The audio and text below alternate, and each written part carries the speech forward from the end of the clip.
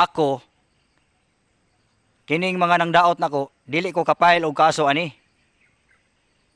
Kay kaning ilang gipang istoryahan adili gini mo witness. Kay kanila ilang gipang istoryahan o diha gini mo laban sa kuha. Dili gini mo laban sa kuha kanang ilang gipang istoryahan. So dili na mo witness mo na nga di ko kapile og kaso. No?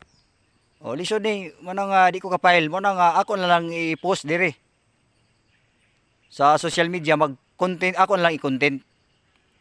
Okay kadto ilang gipang istoryahan bisan unsaon pa di man gito mo witness.